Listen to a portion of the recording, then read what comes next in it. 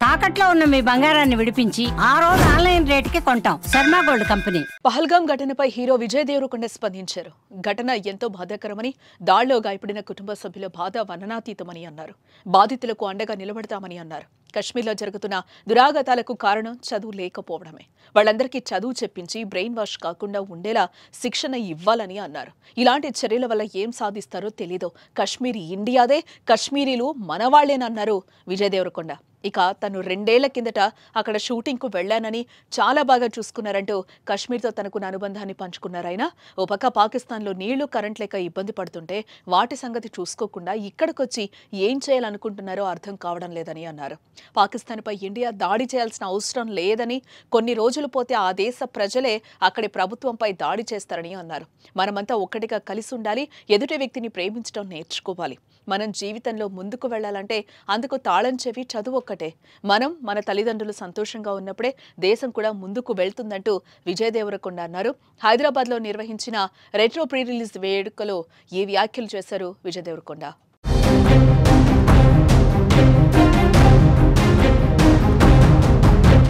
ఒక్క 2 నిమిషాలు మొన్న కశ్మీర్లో జరిగిన సంఘటన గురించి I just want to tell all the families that lost somebody they loved, somebody that was a parent, somebody that was a son, somebody that was a husband. I want to tell them all that we are all thinking about you.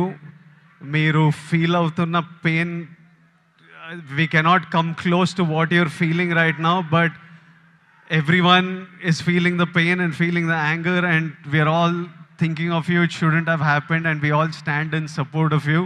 ఇప్పుడు కశ్మీర్లో ఇట్లాంటివి అవుతున్నాయి కదా, దానికి కూడా solution ఆ కొడుకులకి ప్రాపర్గా ఎడ్యుకేషన్ ఇప్పించి ఇట్లా బ్రెయిన్ వాష్ కాకుండా ఏం సాధిస్తారో నేను చెప్తున్నా. కశ్మీర్ ఇండియాదే, కశ్మీరీస్ మనోలే. నేను 2 years బ్యాక్ ఖుషి అప్పుడు కశ్మీర్లో షూట్ చేసిన. నాకు ఎంత మంచి మెమరీస్ ఉన్నాయో వాళ్ళతోని. వీళ్ళు పాకిస్తాన్ వాళ్ళు వాళ్ళ మనుషులను చూసుకోలేక అక్కడ కరెంట్లు లేవు, నీళ్ళు లేవు, వచ్చి ఇక్కడ ఏం చేయాలని చూస్తున్నారో. ఇండియా పాకిస్తాన్ మీద అటాక్ చేయాల్సిన పనే లేదు. పాకిస్తాన్ వాళ్ళకే విరక్తి వచ్చి వాళ్ళ గవర్నమెంట్ మీద అటాక్ చేస్తారు. ఇట్లనే కంటిన్యూ అయితే అసలు 500 years బ్యాక్ ట్రైబల్స్ కొట్టుకున్నట్టు వీళ్ళు బుద్ధి లేకుండా, మినిమం కామన్ సెన్స్ లేకుండా చేసే పనులు. మనము we should stand united as people, love each other. India, we will, as people, we need to always move forward, stay united. Education is super key. మన ఇంట్లల్లో మనం happy ఉండి, మన పేరెంట్స్ హ్యాపీ ఉండి, మనం హ్యాపీ ఉంటేనే ప్రోగ్రెస్ అవుతాం. అందరూ హ్యాపీగా ఉండండి. I wish you all great success. May 1st, Suryana is coming to theaters with Retro.